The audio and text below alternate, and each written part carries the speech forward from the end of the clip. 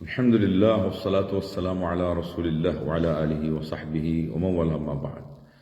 সম্মানিত দর্শক শ্রোতা, প্রাণপ্রিয় মুসলিম ভাতৃমণ্ডলী, মাহে রমজানের এই শুভক্ষণে সূচনা লগ্নে আমরা সর্বপ্রথম মুবারকবাদ জানাচ্ছি। আজকে সৌদি আরব এবং তার সাথে যারা সংশ্লিষ্ট রয়েছেন একসাথে চাঁদ দেখার ব্যাপারে তারা সবাই রোজা রেখেছেন, গত রাতে তারাবিহ পড়েছেন। এই দিয়ে সূচনা হলো। সূচনা যাদের যত ভালো হয় তাদের পরবর্তী কাজগুলো ততই ভালো হওয়ার আশা করা যায়। এমনকি চূড়ান্ত সফলতা, শেষ পরিণতি, এটা ভালো হওয়ারই বেশিরভাগ সম্ভাবনা থাকে যদি তারা সেটা ধরে রাখে। তো সেই জন্যই প্রথম আমরা বলবো যে এইবারের আমাদের সিয়াম সাধনার মাস তথা রমজান যেন হয় ভিন্ন একটা রমজান। শুরুতেই আপনি প্রতিজ্ঞা করবেন এটা ভিন্ন রমজান, তাইলে পরে আল্লাহ পাক এর মধ্যে আলাদা একটা কিছু ভিন্নতা এনে দিবেন। কারণ কারো 20 বছর হয়ে গেছে, কারো 30, কারো আরো বেশি, কিন্তু যেই সেই রমজান চলে গেল আমরা আবার আগের জায়গায়, তাইলে এটা হলো না। অতএব ভিন্ন রমজান চাই, যার মাধ্যমে সংশোধনী আসে, সংস্কার আসে, আত্মশুদ্ধিতা, এর মধ্যে আপনি সফল হন। তারপরে হলো পদ্ধতিগতভাবে আপনার নিয়ম আছে, এই নিয়মগুলো আপনি নিজের থেকে রুটিনের মাধ্যমে করে নেবেন, যাতে করে এটা ভিন্নতা বাস্তবে সেখানে প্রতিফলিত হয়। এর অর্থ হলো সহনীয়তার মধ্যে আপনি অতিরিক্ত রুটিন করবেন, এমন যাতে না হয় যে বাস্তবের সাথে একেবারেই মিল নেই, রুটিনের জায়গায় পুরা পড়ে থাকবে মাস শেষ, না এত বেশি আকাশচুম্বী না হয়, কিন্তু যেন অতিরিক্ত হয়। 1 খতম কোরআন করতে চাইলে আপনার রুটিন থাকতে হবে 2 খতমে, 5 খতম কোরআন দিতে চাইলে রুটিন থাকতে হবে 10 খতম, এটা খেয়াল রাখবেন। 3 নম্বর যেটা আমরা আপনাদেরকে সাজেস্ট করব সেটা হলো অনেক ব্যাপার সেখানে আছে যে আপনি বারাকা বেশি পাবেন, কাজ ওইটাই থাকবে। আল্লাহ রাব্বুল আলামিন এই মাসটাকেই বারাকাত এর মাস করেছেন। ইলম সঠিক থাকলে আপনার নিয়ত ওইভাবে থাকবে, আমল সেভাবে থাকবে। বারাকা বেশি হবে কিভাবে? আমাদের সামাজিক অবস্থার তুলনায় যে আপনি পুরা মাসটাকে রহমতের মাস হিসেবে নেবেন।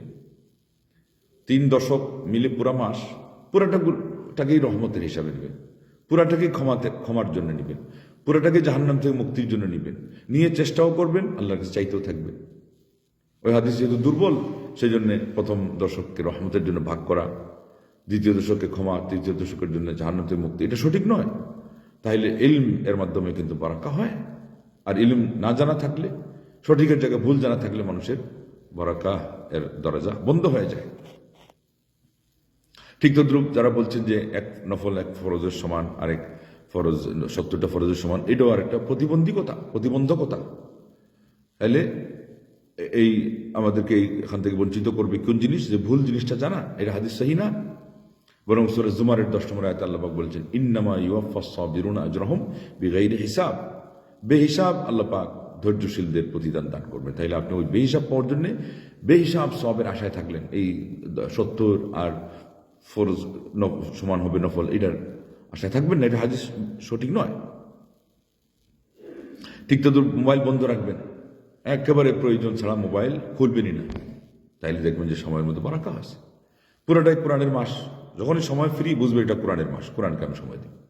ঠিক তদ্রূপ আরেকটি হাদিস কেউ হাসান বলেছেন, আর নাহলে এটা তো বাস্তব হবেই, যেহেতু আল্লাহ পাক সালাত এর মধ্যেও জিকিরের কথা বলছেন, সালাত শেষেও জিকিরের কথা বলছেন, যুদ্ধের ময়দানে শত্রুদের মোকাবেলায় ওই জিকিরের কথা আল্লাহ বাদ দেন নাই, তাহলে জিকির এটা হবেই, অর্থ সঠিক। তাহলে যে আল্লাহ নবী সাল্লাল্লাহু আলাইহি ওয়াসাল্লাম বলছেন যে সর্বোত্তম সিয়াম পালনকারী কে, সর্বোত্তম জিহাদকারী কে, এইভাবে যাকাত আদায়কারী সহ সর্বোত্তম মানুষটাকে, মানে ইমাম ইবনে কাইয়িম রাহিমাহুল্লাহ সেটাকে গ্রামার বানিয়ে দিয়েছেন শেখ আব্দুর রাজ্জাক আল বদর হাফিজাহুল্লাহর ব্যাখ্যা অনুযায়ী, যে তিনি আল ওয়াবিল সাহিবের মধ্যে এটা শেষ মধ্যে গ্রামার বানিয়ে বলে দিয়েছেন। এবং এটা বাস্তব কথা যে ইবাদতের প্রত্যেকটা ইবাদতের মান হিসাবে ওইটারই মান শীর্ষে থাকবে, ওই ইবাদতটা আপনার জন্য সেরা হবে যেখানে আল্লাহর জিকির বেশি হবে।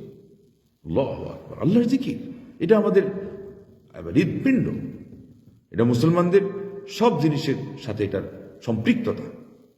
অতএব এটা সবসময় খেয়াল রাখবেন এবং সংক্ষেপে বেশি কিছু করার সুযোগ খুঁজবেন। কোনটা? হাদিসে আসছে মান কামা মা ইমামি হাত্তা ইয়ানসারিফ কুতিবা লাহু কিয়ামুল লাইলা। যে ব্যক্তি ইমামের সাথে তারাবিটা পড়লো শেষ পর্যন্ত, সারা রাত জেগে ইবাদতের সওয়াব তার লিপিবদ্ধ হয়ে গেল। আল্লাহু আকবার। ঠিক সংক্ষেপে অনেকের মধ্যে কাজের মধ্যে এটা একটা, আপনি শুরুর থেকেই নিয়ত করেন যে আমি পুরো মাস রোজা রাখবো, এমত অবস্থা ওইটা কিন্তু চালু থাকবে, এমত অবস্থায় ওইটাই চালু থাকবে প্রত্যেক রাতে। আবার নতুন করে পড়লে ভালো, না হলে নাই, কোনো প্রয়োজন নেই। আমাদের এই জিনিসও জানা না থাকার কারণে আমরা মনে করি কি যে সাহরি প্লাস নিয়ত এরপরে হলো এর উপর রোজা। কেন? সাহরি তো মুস্তাহাব, বারাকাত এর জন্য আমরা খাবো, আল্লাহ নবী বলছেন শেষে খাও, কিন্তু এটা তো ফরজ ওয়াজিব নয়। আমার নিয়ত তো ফরজ, এবং ফরজ সিয়ামের জন্য ফজরের আগেই নিয়ত করতে হয়। আপনার ওই নিয়তটা কিন্তু হারিয়ে গেল সাহরির সাথে এটাকে যুক্ত করার কারণে। এটা ভুল। নিয়ত স্বয়ং সম্পূর্ণ ইবাদত, এবং এটা ওই যে মাসের শুরু থেকে যদি পুরা মাসের নিয়ত করেন তো একদল আলিম বলছেন চলবে, এটা হবে। আরেক দলের মত অনুযায়ী তাহলে আপনি শুরুতে তো নিয়ত আসেই। আর এটা মনে রাখবেন, নিয়ত যে এই যে রাত্রির শুরু থেকে যেটা ধরা হয়েছে, মাসের শুরুতে ধরা হয়েছে, এটাই চালু। মাঝখানে যদি কেউ এটা নিয়ত ভঙ্গ না করে যায়, কালকে আমি সফরে যাব, আমার শারীরিক অবস্থা ভালো না, অথবা আমি অসুস্থ, রোজাটাকে সে ভঙ্গ করার নিয়তের মাধ্যমে কি করলো, ব্যাহত করলো, এইটা করার কারণে তার নিয়ত বাদ যাবে। তা না নিয়ত চালু আছে, ঘর থেকে বের হয়েছে সালাতের জন্য, নিয়ত চালু আছে। তাইলে নিয়তটাও সঠিকভাবে না জানার কারণে আমরা ক্ষতিগ্রস্ত হই। নিয়ত মানে সংকল্প বা মনের যেই প্রতিজ্ঞা, যেই আপনার মনস্থির করা, কিসের উপর আপনি মনটাকে স্থির করেছেন, ওটা নিয়ত। এটা না জানার কারণে আমরা অনেক সময় ক্ষতিগ্রস্ত হই। এই জন্যে আমি সর্বোপরি সবাইকে বলবো যে আমরা কোরআন তিলাওয়াতের মাস এবং সিয়াম সাধনার মাস, আত্মশুদ্ধির মাস, তারপরে যত কিছু ভালো আছে সবগুলোকে একসাথে ট্রেনিং নিয়ে প্র্যাকটিস করার মাস। শরীর স্বাস্থ্যও ভালো হবে, এটা আপনার বলা লাগবে না, নিয়ত করে লাগবে না। স্বাস্থ্যবিজ্ঞানীরা বলছে বছরে 25 দিন অভুক্ত থাকলে আপনার শরীরের এই কাজটা হয়ে যায়।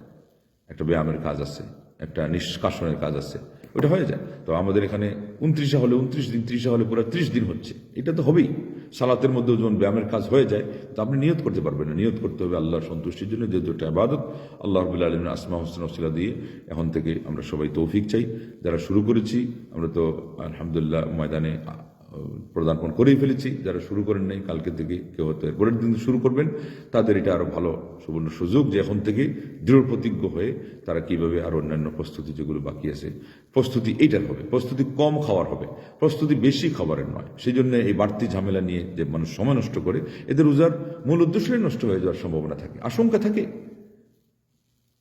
হাদিসে আসছে যে আদম সন্তানের শিরা উপশিরা শয়তান চলে। শয়তান দ্রুত চলবে কখন? যখন রক্তটা চালু হয়। রক্ত চালু হয় কখন? যখন পুষ্টিকর খাদ্য এবং বেশি খাবার সেখানে দেওয়া হয়। তো ওই কারণে তো শয়তান থেকে আপনি নিষ্কৃতি পাবেন, আর নিষ্কৃতি পাইলে আপনি তাকওয়ার সহযোগিতা পাইলেন। তার পাশাপাশি অন্যান্য ইবাদত যখন যুক্ত হলো, এটা আল্লাহ পাক ইবাদতের কথা বলছেন, ইয়া আইয়ুহান নাস উবুদু রাব্বাকুমুল্লাযী খালাকাকুম ওয়াল্লাযীনা মিন ক্বাবলিকুম লাআল্লাকুম তাত্তাকুন। সূরা বাকারার 21 নম্বর আয়াত, সর্বপ্রথম নির্দেশ। তাইলে ইবাদতের মাধ্যমে তাকওয়া হয়। আবার সিয়াম সাধনা মানে এই জিনিসগুলো থেকে, পুষ্টিকর জিনিস থেকে বিরত থাকার মাধ্যমেও এই দুইটার সমন্বয়ে তাকওয়া অর্জিত হয়। কারণ আপনি পুষ্টিকর খাবার আরো বেশি দিচ্ছেন, আর কিছু বিরতি নিয়ে এরপরে খাবার যদি শক্তিশালী দেওয়া হয় পুষ্টিকর, ওটাতে আরো ট্রেনিং হয়, ঘোড়ার ট্রেনিং এর মতো। যুদ্ধের জন্য তারা আগে ওই সিস্টেমে ট্রেনিং দিত, আপনি সেটা নিয়ে নিলেন, তাহলে তাকওয়া কিভাবে হবে?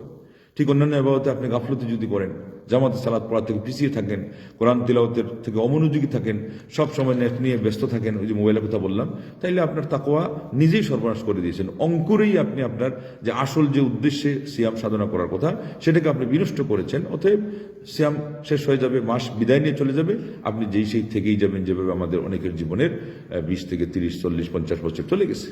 এই জন্য বলেছিলাম এটা যেন ভিন্ন রমজান হয়। আল্লাহ রাব্বুল আলামিনের আসমা হোসনার ওসিলাতে দোয়া করছি, তিনি যেন আমাদেরকে তৌফিক দান করেন, তার নিজ গুণে আমাদের ইবাদত কবুল করে নেন। আমাদের মধ্যে যারা মারা গেছেন তাদের কবরকে আল্লাহ বেহেশতের বাগানে পরিণত করেন। যারা জীবিত আছে আল্লাহ আমাদেরকে দুনিয়াতে যেন ইসলামের যে বাগান, সেই বাগানের ফুল বাগিচা আমাদেরকে মালি হিসাবে রাখেন, পরিচর্যাকারী হিসাবে রাখেন, এবং ইসলাম চর্চাকারী, ইসলাম প্র্যাকটিসকারী হিসাবে আল্লাহ আমাদের কবুল করে নেন। আমিন।